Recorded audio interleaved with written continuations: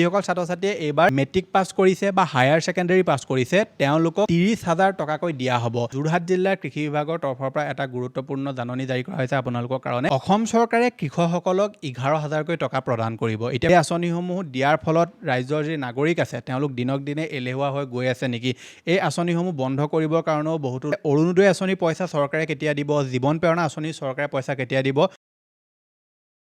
Digital Assam 2.0 চেনেলটোৰ ৰাতিপুৱাৰ এটা নতুন ভিডিঅ'লৈ আপোনালোক সকলোকে পুনৰবাৰ স্বাগতম জনাইছোঁ।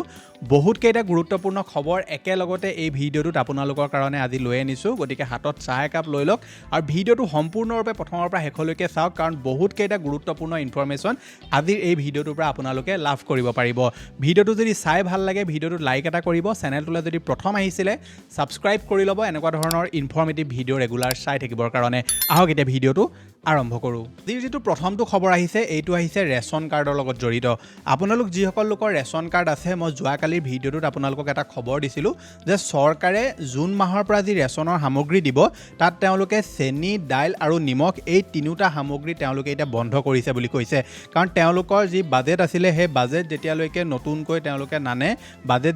নতুন বাজেট তেওঁলোকে দাখিল নকৰে তেতিয়ালৈকে চেনি, দাইল, নিমখ এই তিনিওটা সামগ্ৰী তেওঁলোকে এতিয়া দিয়া বন্ধ কৰিছে। গতিকে 1 জুনৰ পৰা আপোনালোকে যি ৰেচনৰ সামগ্ৰী লাভ কৰিব তাত কেৱল আপোনালোকে চাউলহে লাভ কৰিব। পূৰ্বে নিৰ্ধাৰিত অনুসৰি গ্ৰাহকে লাভ কৰিব চাউল। পূৰ্বৰ বাজেট অনুসৰি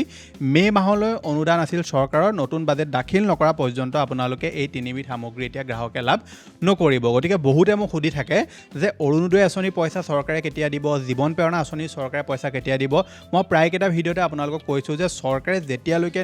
নতুন বাজেট তেওঁলোকে দাখিল নকৰে তেতিয়ালৈকে এই আঁচনিসমূহৰ পইচা কোনো কাৰণত আপোনালোকে লাভ নকৰে। যেতিয়া চৰকাৰে বাজেট দাখিল কৰিব তাৰ পাছতহে আপুনি গম পাব যে চৰকাৰে অৰুণোদয় পইচা কেতিয়াৰ পৰা দিব, বা যি জীৱন প্ৰেৰণা আঁচনিৰ চৰকাৰে বৰ্তমান কিস্তিসমূহ দিয়া নাই ছাত্ৰ ছাত্ৰীসকলক সেই পইচা কেতিয়াৰ পৰা দিব। আপোনালোকে নতুনকৈ যেতিয়া চৰকাৰে বাজেট দাখিল কৰিব তেতিয়া ইয়াৰ বিষয়ে জানিব পাৰিব। যিহেতু বাজেট জুলাই মাহত দাখিল হোৱাৰ সম্ভাৱনা আছে, গতিকে আমি জুলাই মাহতহে জানিব পাৰিম যে চৰকাৰে বন্ধ কৰি থোৱা আঁচনিসমূহ কেতিয়াকৈ আকৌ নতুনকৈ মুকলি কৰিব। আগবাঢ়িছে পিছৰটো খবৰলৈ, আৰু খবৰটো আহিছে শিক্ষকসকলৰ কাৰণে। দেশৰ সকলো প্ৰাথমিক শিক্ষক হ'ব লাগিব টেট উত্তীৰ্ণ। 2028 চনৰ 31 আগষ্টৰ ভিতৰত কৰ্মৰত সকলো শিক্ষকে বাধ্যতামূলকভাৱে টেটত উত্তীৰ্ণৰ অৰ্হতা অৰ্জন কৰিব লাগিব। নিৰ্ধাৰিত সময়ৰ ভিতৰত টেট উত্তীৰ্ণ হ'ব নোৱাৰা শিক্ষকে ত্যাগ কৰিব লাগিব চাকৰি। উচ্চতম ন্যায়ালয়ৰ ন্যায়াধীশ দীপাংকৰ দত্ত আৰু ন্যায়াধীশ মনমোহনৰ বিচাৰপীঠে এই গুৰুত্বপূৰ্ণ ৰায়দান কৰে। ন্যায়াধীশ দীপাংকৰ দত্ত আৰু ন্যায়াধীশ মনমোহনৰ বিচাৰপীঠে ন্যায়ালয়ৰ পূৰ্বৰ ৰায়ক প্ৰত্যাহ্বান জনাই বিভিন্ন ৰাজ্য চৰকাৰ আৰু শিক্ষক সংগঠন আৰু ব্যক্তিগত শিক্ষকে দাখিল কৰা 65খনতকৈ অধিক পৰ্যালোচনা আবেদন খাৰিজ কৰি দিয়ে। আবেদনকাৰীসকলে 2025 চনৰ অঞ্জুমন ইছাদ এ তালিম ট্ৰাষ্ট গোচৰ সিদ্ধান্তৰ পুনৰীক্ষণ বিচাৰিছিল। সেই সিদ্ধান্তত উচ্চতম ন্যায়ালয়ে উল্লেখ কৰিছিল যে শিক্ষাৰ অধিকাৰ RTE আইন 2009ৰ পূৰ্বে নিযুক্তিপ্ৰাপ্ত শিক্ষকসকলে আৰু অৱসৰপ্ৰাপ্তভাৱে 5 বছৰতকৈ অধিক সময় থকা শিক্ষকসকলে 2025 বৰ্ষৰ 1 ছেপ্টেম্বৰৰ পৰা 2 বছৰৰ ভিতৰত বাধ্যতামূলকভাৱে টেট উত্তীৰ্ণ হ'ব লাগিব। গতিকে ন্যায়ালয়ৰ এই নিৰ্দেশনাটোক লৈ বহুতে প্ৰশ্ন উত্থাপন কৰিছে। গতিকে আপোনালোকৰ ইয়াৰ ওপৰত মতামত কি নিশ্চয় তলত কমেণ্ট এটা কৰি জনাবলৈ একদম নাপাহৰিব। আগবাঢ়িছে পিছৰটো খবৰলৈ, আৰু খবৰটো আহিছে গুৱাহাটীবাসীৰ কাৰণে।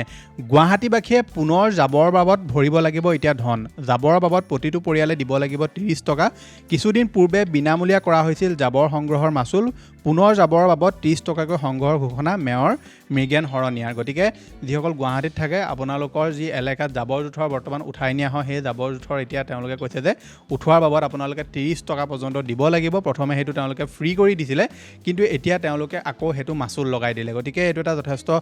গুৰুত্বপূৰ্ণ তেওঁলোকে সিদ্ধান্ত লৈছে যে জাবৰ জোঁথৰ যিহেতু উঠাইছে, উঠোৱাৰ বাবদ আকৌ মানুহে পইচা দিব লাগিব তেওঁলোকক জাবৰ জোঁথৰ উঠোৱাৰ কাৰণে। গতিকে এইটো যথেষ্ট এটা কণ্ট্ৰভাৰ্চিয়েল তেওঁলোকে ডিচিশ্যন লৈছে। আপোনালোকে কি ভাবে যে এইটো শুদ্ধ লৈছে নে তেওঁলোকে ভুল ডিচিশ্যন লৈছে নিশ্চয় তলত কমেণ্ট এটা কৰি জনাবলৈ নাপাহৰিব। আগবাঢ়িছে পিছৰটো খবৰলৈ। বৰ্তমান সময়ত আপোনালোকে ভাৰতবৰ্ষৰ যিকোনো এখন ৰাজ্যলৈ যাওক, প্ৰত্যেকখন ৰাজ্যতে আপুনি এখন নহয় এখন চৰকাৰৰ বিনামূলীয়া আঁচনি দেখিবলৈ পাব। লাগিলে এখন মহিলাৰ কাৰণে হওক বা পুৰুষৰ কাৰণে হওক বা নিবনুৱা ছাত্ৰ ছাত্ৰীসকলৰ কাৰণে হওক বা যুৱক যুৱতীৰ কাৰণে হওক, আপোনালোকে প্ৰত্যেকখন ৰাজ্যতে এখন নহয় এখন আঁচনি আপোনালোকে দেখিবলৈ পাব। গতিকে বহু সময়ত কি হয়, মানুহে প্ৰশ্ন উত্থাপন কৰে যে চৰকাৰে এই বিনামূলীয়া যে আঁচনিসমূহ দি থাকে এই আঁচনিসমূহ দিয়াৰ ফলত ৰাজ্যৰ যি নাগৰিক আছে তেওঁলোক দিনক দিনে এলেহুৱা হৈ গৈ আছে নেকি এই আঁচনিসমূহ বন্ধ কৰিবৰ কাৰণেও বহুতো লোকে প্ৰশ্ন উত্থাপন কৰে বা বহুতো লোকে চৰকাৰক কয় সেই সময়তে হিতাধিকাৰী আঁচনি বন্ধ কৰক ৰাজ্য চৰকাৰলৈ আহ্বান সদৌ টাই আহোম ছাত্ৰ সন্থাৰ সভাপতি বসন্ত গগৈ হিতাধিকাৰী আঁচনিসমূহ বন্ধ কৰক সদ্য নিৰ্বাচিত ভাৰতীয় জনতা পাৰ্টি নেতৃত্বাধীন অসম চৰকাৰলৈ এটি বিনম্ৰ অনুৰোধ যে এই নিৰ্বাচনৰ আগত ভোট লাভৰ স্বাৰ্থত যিসমূহ হিতাধিকাৰী আঁচনি ৰূপায়ণ কৰিছিল সেইসমূহ অতি পলমে বন্ধ কৰক বিনামূলীয়া সামগ্ৰী বিতৰণ বন্ধ কৰক তাৰ পৰিৱৰ্তে জনসাধাৰণক কৰ্মমুখী হ'বলৈ উদগনি দিয়ক বিনামূলীয়া আঁচনিৰ পৰিৱৰ্তে বজাৰ আমাৰ পথাৰ আমাৰ শ্লোগানেৰে অসমীয়া জনসাধাৰণক আগবাঢ়ি যাবলৈ বিভিন্ন কৰ্মমুখী আঁচনি প্ৰস্তুত কৰক নহ'লে এনেকৈ এদিন অসম শেষ হৈ যাব আৰু অসমৰ স্বাৰ্থত সামাজিক পৰিৱেশ বিনষ্ট হ'ব দ্বিতীয়তে শিক্ষা আৰু চিকিৎসাৰ খৰচ সম্পূৰ্ণ বিনামূলীয়া কৰাৰ ব্যৱস্থা লওক গুৱাহাটী বিশ্ববিদ্যালয়ত পুঁজিৰ অভাৱত কিছু পাঠ্যক্ৰম বন্ধ হোৱাৰ উপক্ৰম ঘটিছে তাত অত্যাধিক গুৰুত্ব আৰোপ কৰি উপযুক্ত পুঁজি আবণ্টন দি সেইসমূহ পাঠ্যক্ৰম বন্ধ হৈ যোৱাৰ পৰা ৰক্ষা কৰক আৰু উপযুক্ত মানৱ সম্পদ গঢ় দিয়াত গুৰুত্ব দিয়ক পৰ্যাপ্ত পুঁজি আৰু উপযুক্ত চিকিৎসাৰ অভাৱত গ্ৰামাঞ্চলত বহুতো দৰিদ্ৰ জনতা মৃত্যুমুখত পৰিছে তাত অধিক গুৰুত্ব দি চিকিৎসা খণ্ডত অত্যাধিক মনোনিৱেশ কৰি ৰাজ্যৰ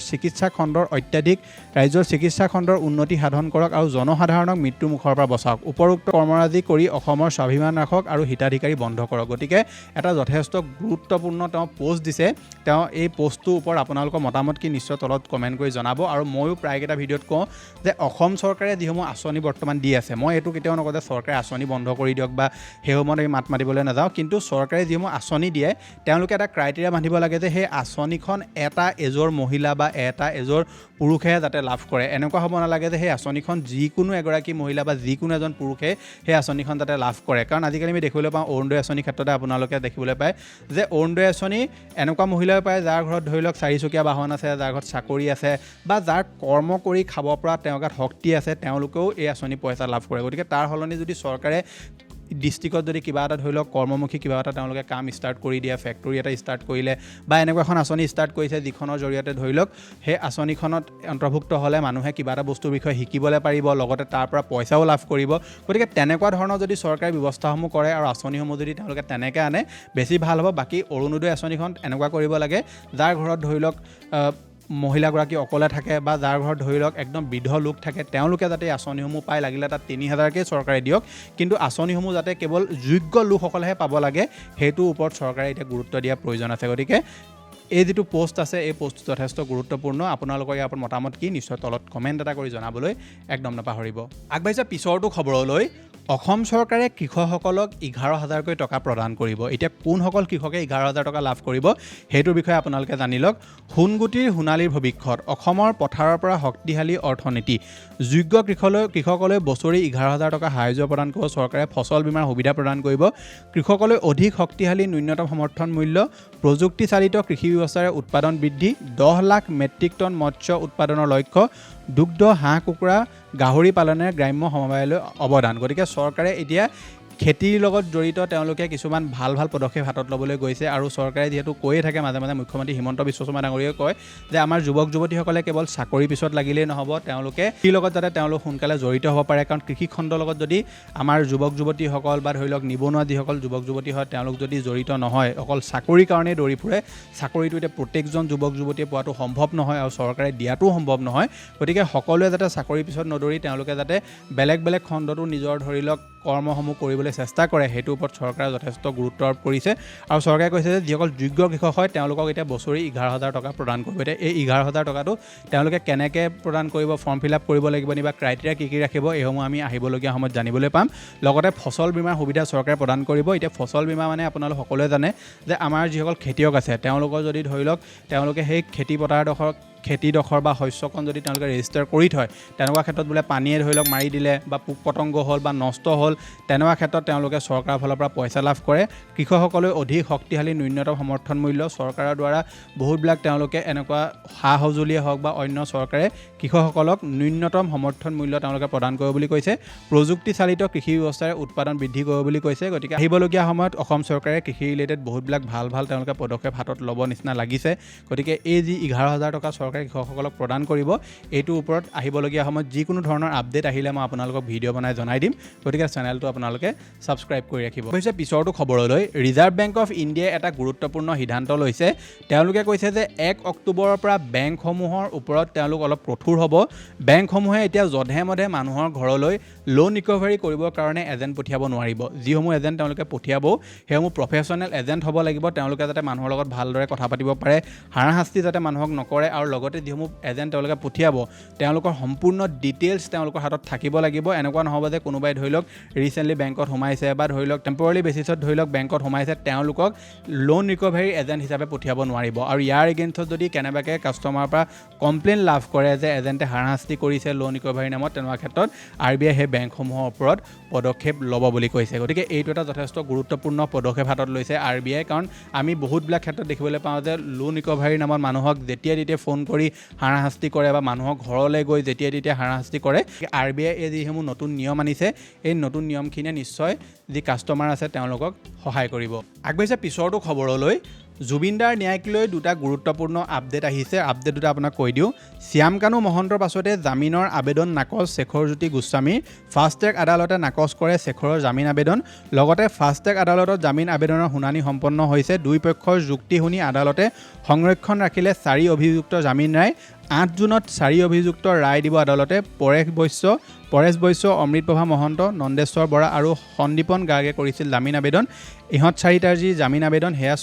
সেয়া ন্যায়ালয়ে 8 জুন তাৰিখে দিব বুলি কৈছে গতিকে বাকী শ্যাম কানু মহন্ত আৰু শেখৰজ্যোতি গোস্বামী ইহঁত দুটাৰ যি জামিন আবেদন সেয়া ন্যায়ালয়ে এতিয়া খাৰিজ কৰিছে গতিকে আহিবলগীয়া সময়ত কিমান দিন তেওঁলোকে এনেকৈ কৰি থাকে সেইটো লক্ষণীয় হ'ব কেতিয়া ইহঁতি শাস্তি পায় সেইটো লৈ অসমবাসীয়ে বৰ্তমান ৱেইট কৰি আছে আৰু আমি আশা কৰিছোঁ যে চবতকৈ কঠোৰ যিটো শাস্তি সিহঁতি যাতে সেইটোৱে লাভ কৰে আৰু আমি ন্যায়ালয়ৰ ওপৰত বিশ্বাস ৰাখিছোঁ চৰকাৰৰ ওপৰত বিশ্বাস ৰাখিছোঁ যাতে অতি সোনকালে ন্যায়ালয়ে এই দোষীক শাস্তি দিয়ে আৰু জুবিন দাক ন্যায় প্ৰদান কৰে অৱশ্যে পিছৰটো খবৰলৈ ভাৰত চৰকাৰে গিগ ৱৰ্কাৰসকলৰ কাৰণে এটা যথেষ্ট গুৰুত্বপূৰ্ণ পদক্ষেপ হাতত লৈছে মানে যিসকল আমাৰ ডেলিভাৰী ৱৰ্কাৰ থাকে ডেলিভাৰী বয় বা ডেলিভাৰী গাৰ্ল যিসকল থাকে তেওঁলোকৰ কাৰণে এটা যথেষ্ট গুৰুত্বপূৰ্ণ পদক্ষেপ হাতত লৈছে ছ'চিয়েল ছিকিউৰিটি স্কিমৰ আণ্ডাৰত তেওঁলোকক 22 জুনৰ ভিতৰত শ্ৰম পৰ্টেলত ৰেজিষ্ট্ৰেশ্যন কৰিবলৈ কৈছে শ্ৰম পৰ্টেলত যদি তেওঁলোকে ৰেজিষ্ট্ৰেশ্যন কৰে তেনেকুৱা ক্ষেত্ৰত তেওঁলোকে এক্সিডেণ্ট বীমা accidental insurance old age protection আৰু লগতে হেল্থ বেনিফিট তেওঁলোকে লাভ কৰিব বুলি কৈছে যোৱা বছৰ তেওঁলোকে এনেকুৱা এটা আপডেট জাৰি কৰিছিলে গতিকে এতিয়া ডেডলাইন দি দিছে যে এই যিসকল কৰ্মচাৰী তেওঁলোকে যাতে 22 জুনৰ আগতে শ্ৰম পৰ্টেলটোত গৈ যাতে ৰেজিষ্ট্ৰেশ্যনটো কৰি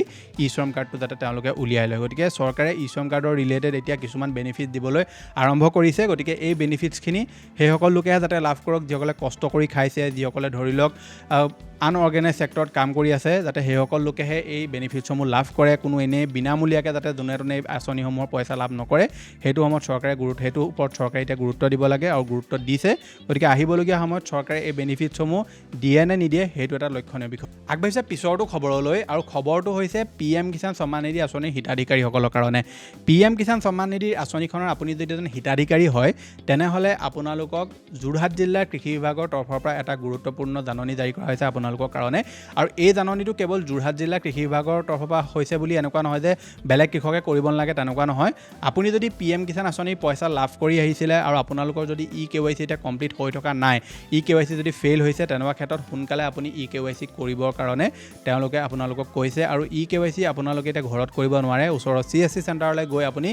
KYC কমপ্লিট কৰিব লাগিব যদি আপুনি KYC কমপ্লিট নকৰে তেনেকুৱা ক্ষেত্ৰত আপুনি PM কিষাণৰ আহিবলগীয়া কিস্তিৰ পৰা বঞ্চিত হ'ব লাগিব গতিকে এই যিটো নিৰ্দেশনা এইটো যোৰহাট জিলা কৃষি বিভাগৰ তৰফৰ জাৰি কৰা হৈছে গতিকে আপুনি যদি বেলেগ ডিষ্ট্ৰিক্টৰো হয় তেনেকুৱা ক্ষেত্ৰতো আপুনি CSC চেণ্টাৰৰ পৰা ভিজিট কৰিব আৰু আপোনালোকৰ KYC কমপ্লিট হৈ আছে নে নাই নিশ্চয় এবাৰ তাত গৈ আপুনি চেক আউট কৰাব আৰু যদি আপুনি নিজে কৰিব জানে তেনেহ'লে PM কিষাণৰ অফিচিয়েল ৱেবছাইটটোত গৈ আপোনাৰ যিটো ষ্টেটাছ আছে সেইটো চেক কৰিব তাত যদি KYC কমপ্লিট হৈ থকা নাই তেনেকুৱা ক্ষেত্ৰত আপুনি CSC চেণ্টাৰ গৈ KYCটো কৰাই ল'ব নহবা আহিবলগীয়া সময়ত যিটো PM কিষাণৰ পইচা সেইটোৰ পৰা আপুনি বঞ্চিত হ'ব লাগিব PM কিষাণ আঁচনিখনৰ পইচা আপোনালোকে সম্ভৱতঃ জুন মাহৰ শেষৰ ভাগত বা জুলাই মাহৰ আপুনি ষ্টাৰ্টিঙত পোৱাৰ সম্ভাৱনা আছে গতিকে তাৰ আগতে আপুনি এইখিনি কাম যদি কমপ্লিট নকৰে তেনেকুৱা ক্ষেত্ৰত আপুনি PM কিষাণ আঁচনিৰ পইচা লাভ নকৰিব যাওঁতে আৰু এটা আপোনালোকক খবৰ দি থৈ যাওঁ খবৰটো হৈছে ছাত্ৰ ছাত্ৰীসকলৰ কাৰণে যিসকল ছাত্ৰ ছাত্ৰীয়ে এইবাৰ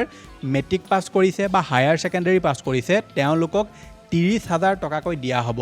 এই পইচাটো আপোনালোকে পাবৰ কাৰণে এখন স্কলাৰশ্বিপত এপ্লাই কৰিব লাগিব যিখন স্কলাৰশ্বিপৰ নাম হৈছে doctor Rajendra Prasad scholarship scheme আৰু এই স্কলাৰশ্বিপখনৰ লাষ্ট ডেট হৈছে 28 জুন আপোনালোকে ইয়াত যদি এপ্লাই কৰিব বিচাৰে তেনেহ'লে আপোনালোকৰ ইনকম চাৰ্টিফিকেটৰ প্ৰয়োজন হ'ব লগতে আপোনাৰ যিটো বছৰি আয় এইটো 8 লাখ টকাতকৈ তলত হ'ব লাগিব পাৰ্চেণ্টেজ 65%ৰ ওপৰত হ'ব লাগিব মেট্ৰিকৰে হওক বা হায়াৰ ছেকেণ্ডেৰীৰে হওক ইনকম চাৰ্টিফিকেট লাগিব আধাৰ কাৰ্ড লাগিব বেংক একাউণ্টৰ পাছবুক লাগিব লগতে আপোনালোকৰ লাষ্ট যিটো আপোনালোকে পৰীক্ষা পাছ কৰিছিলে মেট্ৰিক পাছ কৰিছিলে যদি মেট্ৰিকৰ এডমিট মাৰ্কশ্বিট চাৰ্টিফিকেট আৰু হায়াৰ ছেকেণ্ডেৰী পাছ কৰিছিলে যদি মেট্ৰিক আৰু হায়াৰ ছেকেণ্ডেৰী এডমিট মাৰ্কশ্বিট চাৰ্টিফিকেটৰ প্ৰয়োজন হ'ব আৰু লগতে আপোনালোকৰ ফটোৰ প্ৰয়োজন হ'ব কেনেকৈ স্কলাৰশ্বিপটোত এপ্লাই কৰিব সম্পূৰ্ণ ডিটেইলছ জানিবলৈ হ'লে আপোনালোকৰ স্ক্ৰীনত এতিয়া যিটো ভিডিঅ' ওলাই আছে এই ভিডিঅ'টোত মই সম্পূৰ্ণ ডিটেইলতে স্কলাৰশ্বিপটোৰ বিষয়ে কভাৰ কৰিছোঁ নিশ্চয় এবাৰ চেকআউট কৰিব মই লগ পাম এটা অন্য ভিডিঅ'ত আজিলৈ ধন্যবাদ